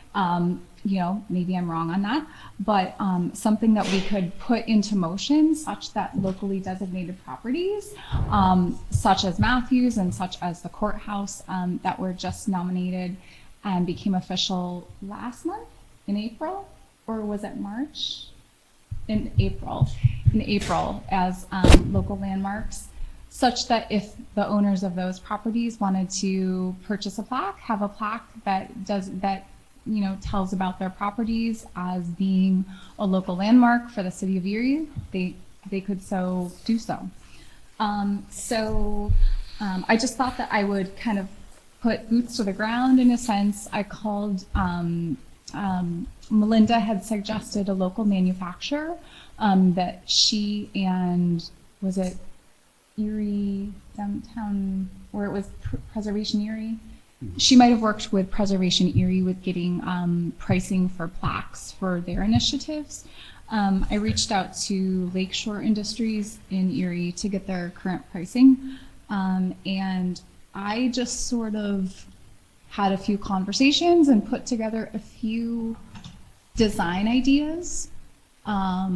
So in the first one, design sample 1A, I call this, you have this steel and the logo of City of Erie. It would be, you know, a local landmark, local object, local structure, whatever that local designation that it would be. The name of the site specifically in bold, the address, and then a few unique tidbits at the bottom pertinent to its historic information and the year that it was designated by us. A different version of this, sample 1B, kind of a crisper look with just the seal, doesn't say City of Erie in bigger letters, goes straight to the local object, site, home, whatever it is, the exact name of it, bigger letters, and again, kind of a brief description at the bottom. For districts, slightly different. This is design sample 2A.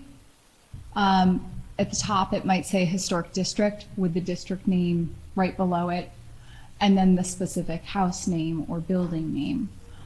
Again, a few tidbits at the bottom. Maybe it's listed on the National Historic Register, and that's a part of the blurb at the bottom. And again, the year that it was designated by the HRC. And then the same thing, like as was in 1B, this is sample 2B, just the seal, doesn't say City of Erie at the top, just the seal, a few more things in bold, and kind of shifts a lot of the text down towards the bottom. Oh, I forgot I put that one on there. That one might be familiar to some of us. So that might be something like the owner of that home might want hung up on their porch, or as something on the entry to the driveway, something of that nature, right? So that's a real life example of one that we just accepted, and this would be 24, not 23. This would be an example of a historic structure. So landmark, structure, district, site, object. So these are just samples that I put together.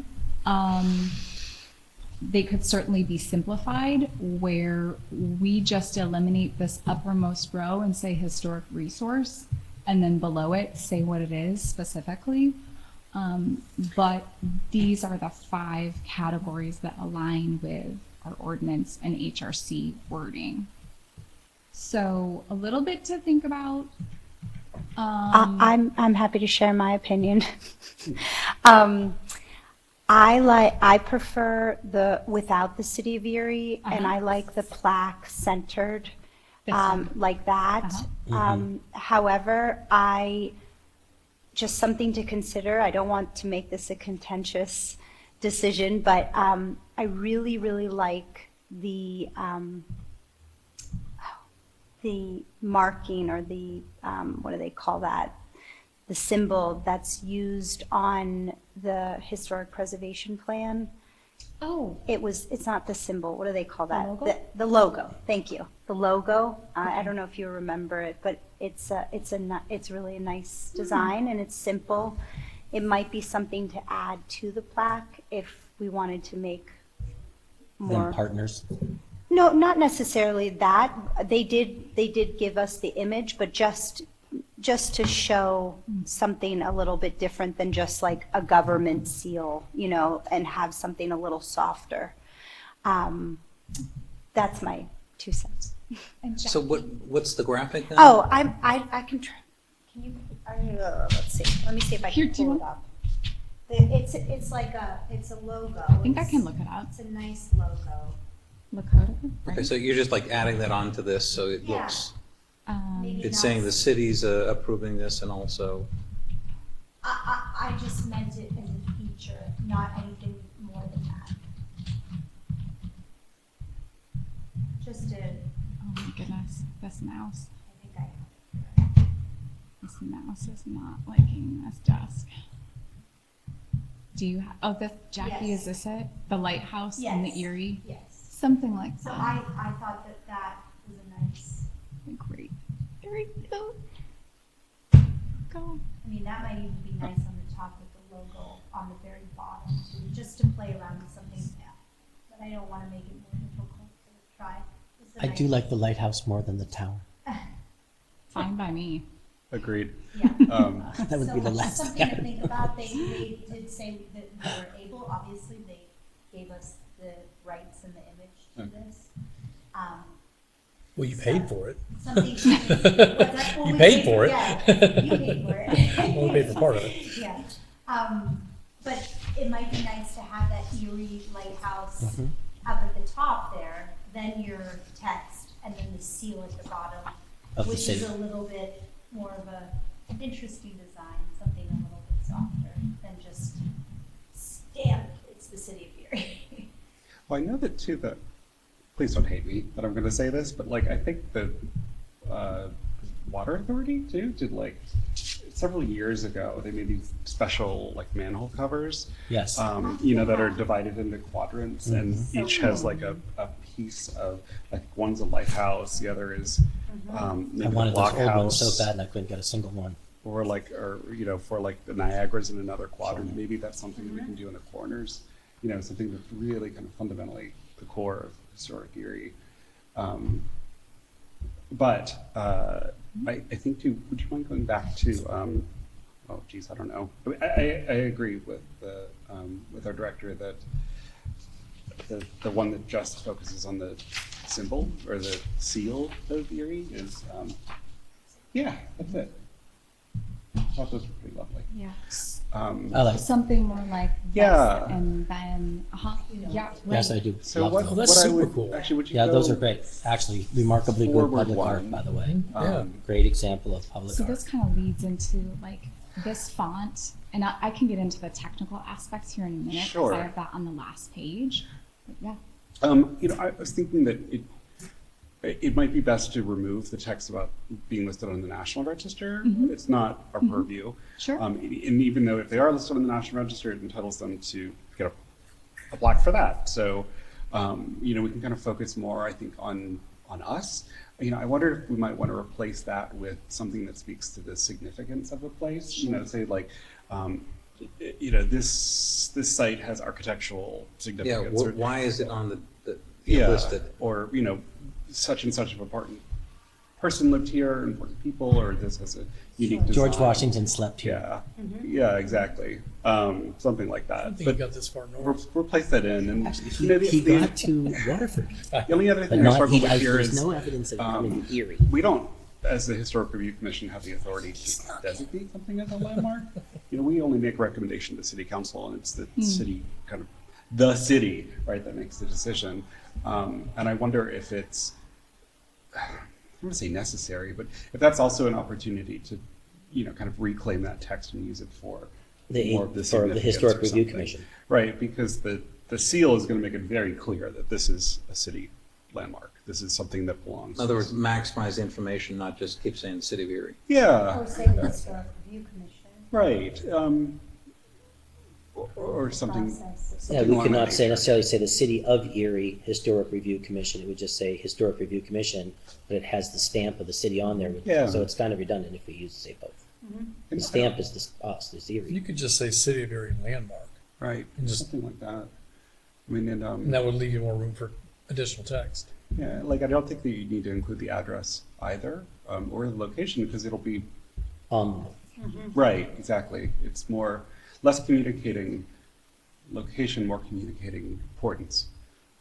And for the district ones, I think that it would be beneficial to have something that, you know, says it's a contributing property, a contributing house. See, ours is contributing like I building. was Pack going as to a say, when I district. looked at the Right. district, I mean, it could be 10 buildings in one, Exactly. One It can district, be very right. different. Yeah. Lots of variables. So it would be And easier to that's say what I was- 1501 to 1511, 1509 state, Uh-huh. but it would be more difficult in the future if it was multiple pieces.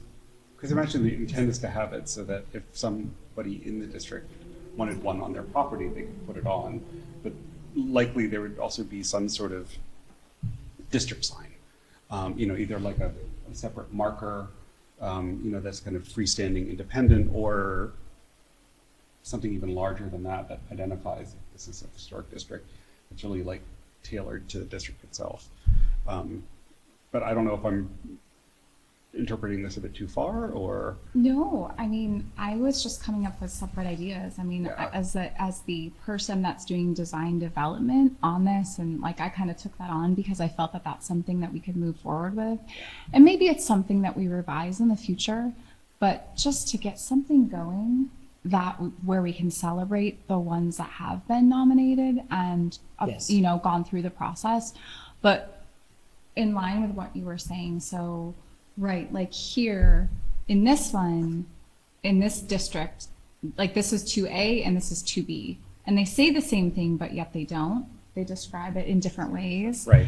And so I thought, well, it may or may not be, you know, this house in this district may or may not be listed on the National Historic Register. So, you know, this section right here in truth might not be a part of most of them. Right. But in the off chance that something did go through that very difficult process, maybe we do give it the honor of it being described here.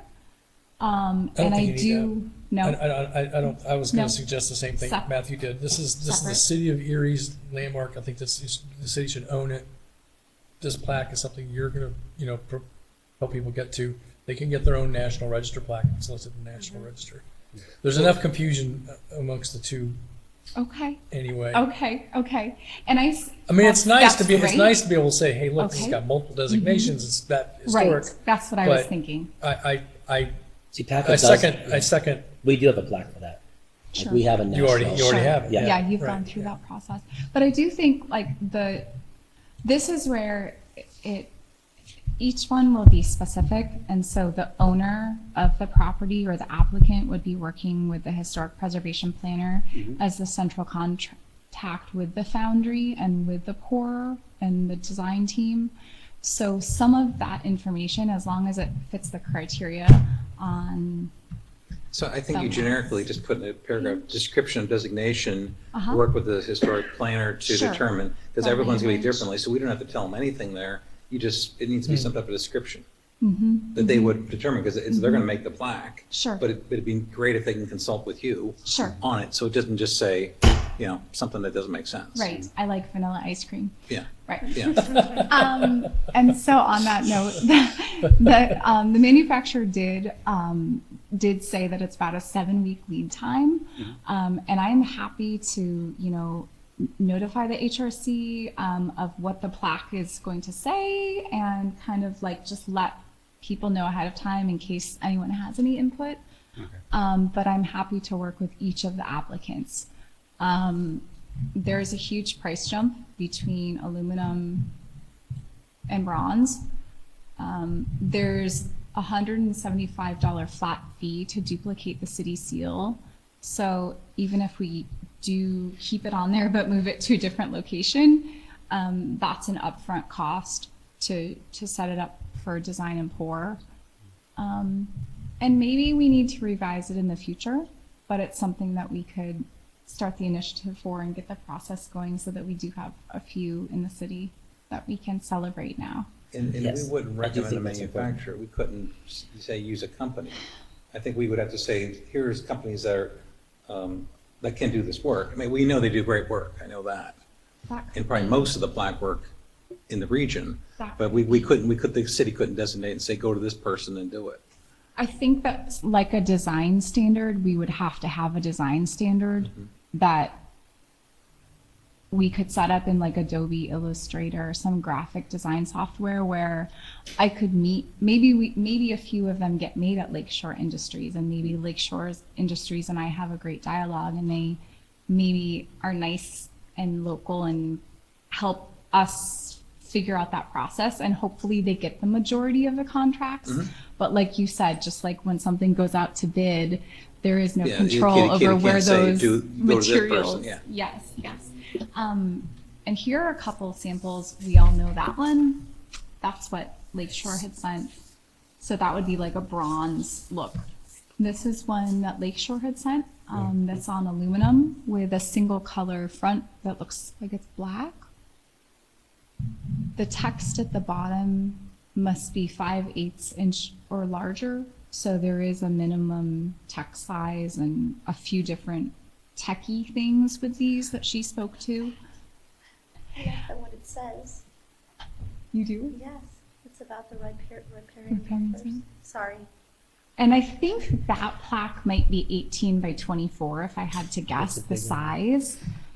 This one I found from Massachusetts, and it's blue, the navy blue, the color of the city, on bronze, and I really liked this. It also has 4 corner florets. So I thought that color combination, maybe the blue on aluminum or blue on bronze, could tie into the city and some of our colors and our, like South Park Road, I see a street sign out that window right there that's that dark blue color. So just some food for thought. But the sky's the limit. I do think there does need to be some sort of decision if we do decide to go forward with these on design, Size. material size, and then with that, like color and font would go into the design. So So every time you get a new plaque and you use the city seal, there's an upcharge of $175 or No, just one just time? one time. Oh, to make the mold. Okay. yeah, Okay. just to make it to size, it's just an upfront one-time fee. Yeah, Got it, at the okay. very beginning. And I you, would you ans- can see on this one how if you have the seal up top, you're left with Oh, quite a that's lot of space. Yeah. space on either side. So more of a linear or horizontal design would be at least more space effective. I think that picture was big. And the pricing, like if I go back to here, like it seemed the 12 by 15 might be about the right size. I mean, this is an 11.5-inch tall sheet of paper. So to have anything that would be, if it's landscape orientation, 12 inches on a building by 15 really isn't that big given the scale and size of most of the buildings. So if we picture the courthouse, if someone were to get an 8 by 10 inch size plaque, that would be smaller than the sheet of paper on the federal courthouse or on Matthews Home. So kind of leveraging like scale and purpose with price and longevity like it all has to kind of work in flux. It seemed to me that they had done a lot of this size and this size, but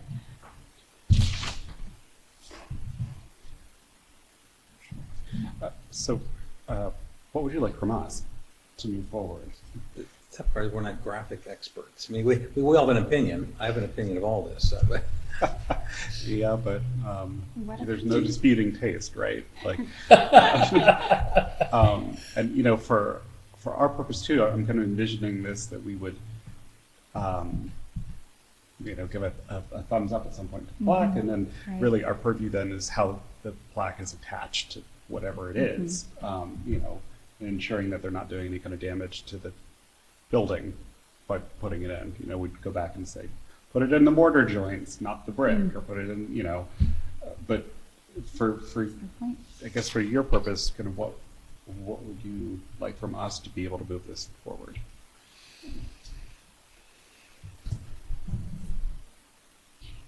It seems like at a forthcoming meeting, maybe by a forthcoming meeting, our department could look at how this could be arranged to meet the criteria of all 5 designations, right? We have 5 designations, so maybe for the June meeting, we'll come back with a revised design and make sure the design is as it sounds like might meet our needs, and then that the content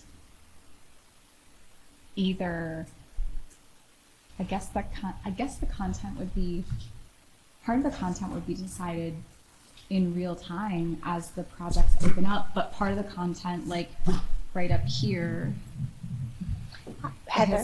the top, this part, I think we need to decide when we decide on the design itself, whether or not we need to have something that separately says historic district, structure, landmark, object, or whether we just say one overarching category, like historic property. It'd probably be simpler just to have one, and then somewhere on it, there may be in the text say, you know, historic site, historic object, historic building, something like that. I was just going to add that since we are on the revisions anyways of forms, it might be helpful just to associate another plaque form with this. Something that, this is the design, okay, it's a district, this is the text, and then like on a second page, you would show the design and show a layout, and then you would ask the applicant or the designee or whatever to fill in what they propose, and then it would have to go through us or the HRC. Does it have to go through the HRC for approval, or just to go administratively go through Heather? I think Can just I make a suggestion that Or other this is- communities have done? Okay. This body could, one way I've seen this managed before is that this body could sanction a design, format, and content, and then work with external partners to promote and perhaps even help subsidize the cost. So like work with Preservation Erie, the County Historical Society, I'm just making stuff up. And that way, Heather doesn't have to, except maybe she would want to be consulted. It becomes its own thing at that point. So there's a City of Erie sanctioned format, style, content, and then there's other folks that can help. And that does a couple of things. It does take a little bit of the work off the city, but also creates a legitimate partnership with other entities, if that's the way you wanted to look at it. So yes, the framework of it, I think, does need to be decided. In my opinion, I don't know as though, it seems as though we should be giving recognition to our local designations. And it seems like this is something that we could do rather soon. It doesn't require $20,000 of a plan and meeting certain things on certain websites and data input. It doesn't require that. So I was anticipating that this is something we could just boil down, Yep. make really simple, that we could all give the thumbs up to, so that the people that are, the entities that are designated could have something that really gives them celebration and ties into our mission. I do think that funding and pairing that is really something to look forward to. I just don't know how soon we could put that together. Oh, no, this is down the road. This is, no, When- I when don't. something comes I don't, up. I'm not, Yeah, I think no, we should by vote no on this. means, no, because this is something you need right now. Right. But as the program, I mean, you don't have any designated properties right now. So, We have two. you know, two, I'm sorry, We I have two. didn't know that. I didn't know that. and a half. Yeah. Right, But, yeah. but as the program grows and people become aware, and you, I mean, then you have an opportunity. No, I'm sorry, I Sure. didn't mean to suggest that, Sure. but you should wait and plan this out a little, no, no. But yes, and that would ease the burden of that $654 plaque. And maybe there's other ways that we could help to offset those costs in the future as other parts of the program grow. I think that to Director Fry's point, this should not come back before us. Like the installation of these plaques can be something that is managed by staff. That I have full faith and confidence that you'll be able to do it. I do think an information sheet, for applicants will be helpful. But We'll keep it simple, yeah, exactly make that. it lovely. So why don't we do this then? Why don't we, I think you've gotten some of our feedback on design, on some context. If you have any questions kind of over the next month, just reach out to, I don't know, us as you need. Great. And Yeah. in June, then we can ratify what the final design looks Okay. like and, give our launch program. I do Great. like the Okay. Land Lighthouse because if I'm not mistaken, it's the oldest structure Is in In the- Erie, yeah. in the city of Erie. City, yeah. Is that correct? Other than maybe the, I think that the The Dickinson's Dickinson's Tavern, Tavern yeah, might that be might be the oldest. oldest, but I right, know but that, still, Or- I still think the Land Lighthouse is indicative of a structure as opposed to saying a Yes. picture of the peninsula. You know what I mean? Or the water. Right. Right. You know, the lake. Awesome. I think you want Erie, really like, Erie is the only city in the Commonwealth with a lighthouse. Wow. and So, We're the only city in the Commonwealth with a lighthouse. yes, Erie. really? I think, yes, Lighthouses. you have three, Yeah. only ones in the city of Erie. Right. boundaries. I think True. that's one of the the Land reasons. Lighthouse is understated in how important it is. Right. You know, it is, Right. everybody inside of it, it's very cool. I think also one of the reasons I gravitate towards the blue background. Because of the water. Yeah, it, Sure, I I like mean, that the symbolic. Lake Erie is omnipresent and, It's right on We the are. here, yeah. And You have it's a lake for it. different than the other plaques that are going up. yeah. I mean, It and stands out. I think in that way, You seen that one, what's that one on Peach Street on the other side of the bridge? They just put it up for, I think, was it Britton Funeral Home? Isn't it like a light blue? Oh, really? That Okay. really stands out.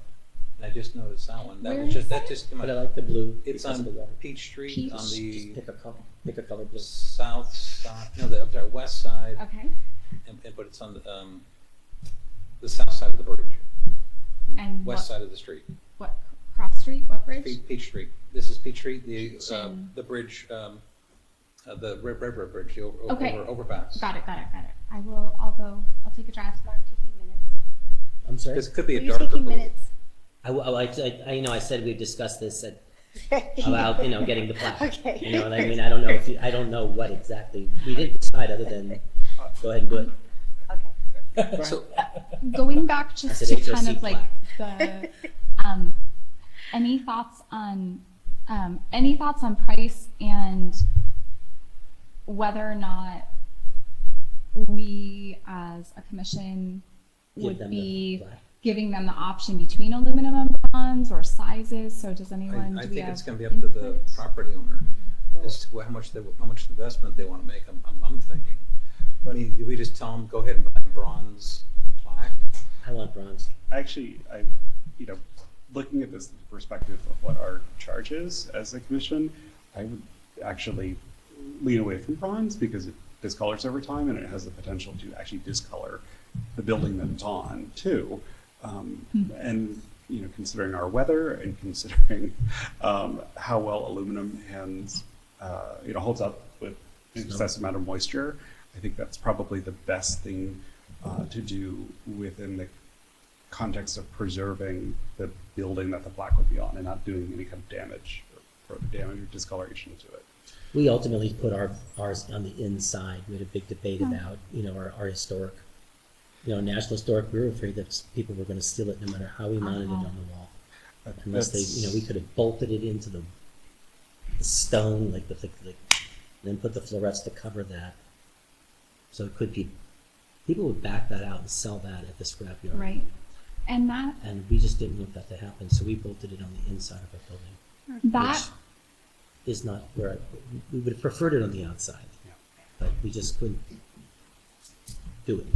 that goes back a little bit, Mark, to what I was actually thinking about when I came up with this one, where it tells the house name and the address and street name such that there would be no question where that plaque belonged. It belonged at 17 Yeah. Marblehead Street or Cherry Street, right? Yeah. So that was one of the things Because then we I thought we had would put it up considered. really high, get a ladder to go get it. So Heather, you're going to take our input and just put something, a final email together so we could approve it the next meeting? Does that sound good? Yes. Okay, Yes, hopefully, yes. Thank you for Yeah. bearing with us. great. That's fine. Okay. We put it right inside of our doorway when we first walk in, but it's And in. that- It looks nice, Mark.